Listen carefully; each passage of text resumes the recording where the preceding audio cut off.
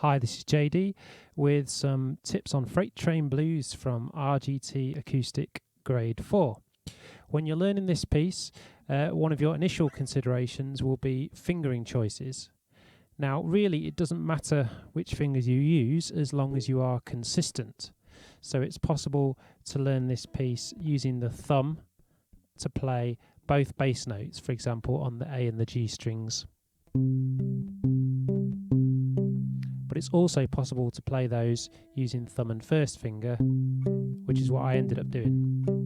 Both are acceptable.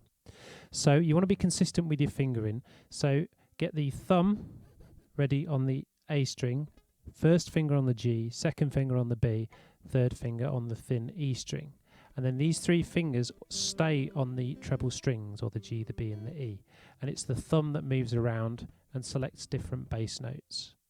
In terms of the angle of your hand, imagine that the sound hole is the jam jar, twist, rest the thumb, position the fingers, and try and stay in that position throughout for control. And some of the notes in this are played PM, or palm muted. It says bass PM up to bar 16.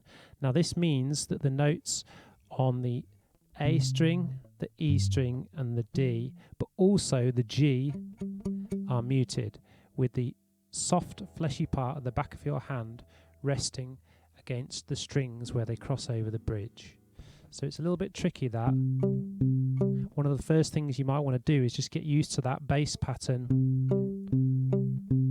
muting both notes. If you don't mute the G, it sounds like this. So if you mute the G as well, your hand's covering both notes against the bridge there with the back of the hand. And that palm muted feature carries on until bar 16, where the first note of bar 16 is muted and then the remainder are not, before you go into the next section. And there's no more muting from that point onwards. So bar 16 again is... My third tip for you is to understand the time signature, which is marked 2-2, which is known as cut common or à la brève time. 2-2 means there are 2 minims per bar, and a minim lasts for 2 counts. So adding that up means there are actually 4 beats in the bar. So how's it different from 4-4 timing? Well, 4-4 beats, the first beat is strong, and then you get a weak, a medium strength beat, and then another weak beat, which sounds like 1, 2, 3, 4, 1, 2, 3, 4. In 2-2 time, there's 1 strong beat and then 1 weak beat, so you end up with this feel: 1, 2, 1, 2, 1, 2. So even though it does add up to 4 beats, technically it's a 2-beat feel. As always, take this in small chunks, go slowly, and don't move on until you've got one chunk correct. So, you might just work with 1 bar to start with.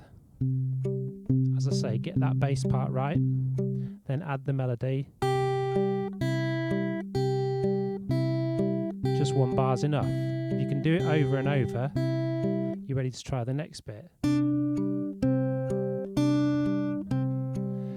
Bar 2 is quite tricky there, because you want the note on the B string to be clear, but you want the G to be muted.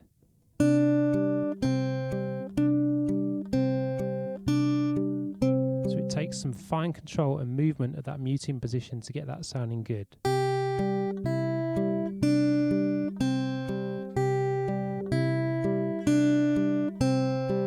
And when you can do 1 chunk over and over, say 3 in a row without making a mistake, then move on and try another chunk. One last tip then, look out for the tied notes. For example, in bars 3 to 4, the last note of bar 3, the F, is tied over into the next bar. So you want to make sure that that's held or sustained over into the next bar. So this is bars 3 and 4. So as I'm playing the bass notes in bar 4, there's an F hanging over the top there. It would be a mistake to take it off after bar 3, the F. That would be wrong, make sure that you sustain it or tie it over.